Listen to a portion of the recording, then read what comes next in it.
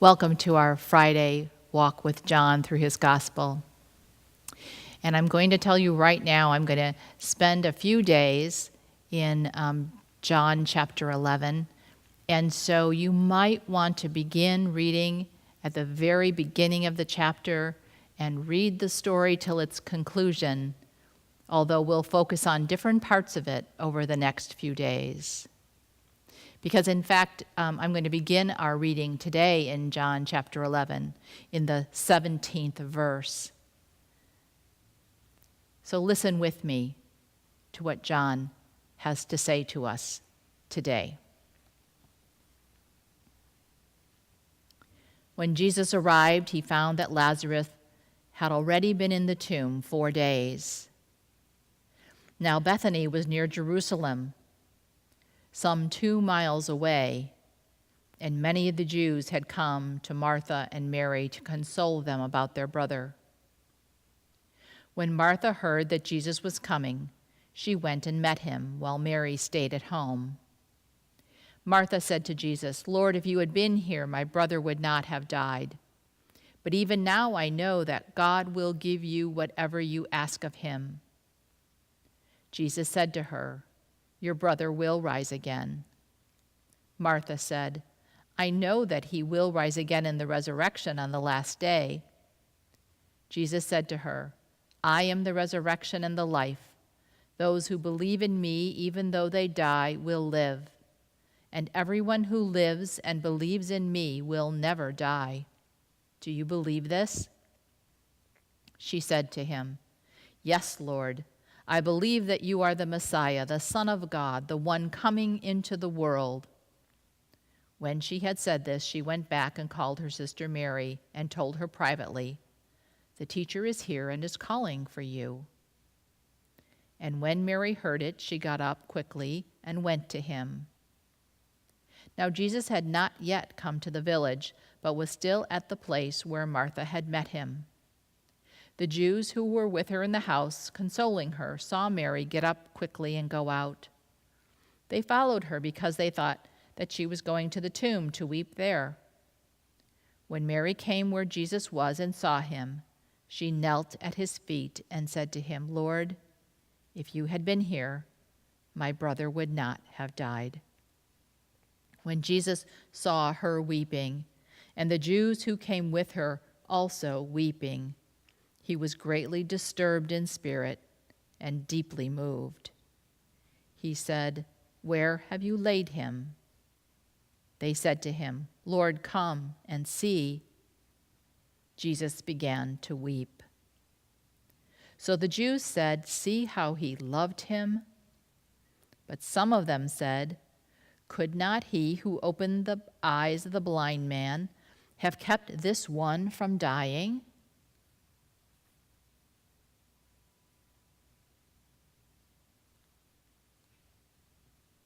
Friends, again, Mary and Martha's approach is different from one another. Martha runs out to Jesus, meets him in the countryside. She simply has to do something in her grief. Mary, John tells us, sits with the other mourners until she's summoned.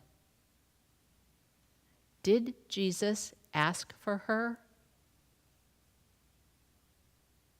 Or did Martha just think it was necessary for Mary to come? Perhaps Jesus would do a miracle for Mary. And yet Mary makes no request of Jesus, only an affirmation of faith through her grief. "If you would have been here," she says. Jesus' spirit is grieved with human grief, human loss, grieved for this one before him, wrapped in tears. In this moment, Jesus tasted the bitterness of death from a human perspective.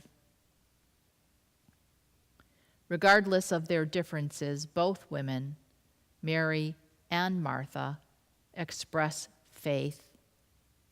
Martha believes what is prescribed by her scriptures. You are the Messiah coming into the world. Mary believes in the effect of Jesus being present in the world. Things would have been different, she said, if you were here. Mary believes that Jesus' presence changes things. You and I believe on a spectrum similar to that of Mary and Martha. Some days we can only believe in Jesus as God's Son who will one day raise us from the dead, one day come in glory. Some days we believe in a present Jesus whose presence in this moment changes the circumstances of our daily life. And both are belief. Both Christ accepts as faith, as faithful. Jesus does not chastise or commend one over the other. It's just something to think about. Is our faith affectatious only in the life to come? Or is it affectatious now as well? Let's take these wonderings into our silence today.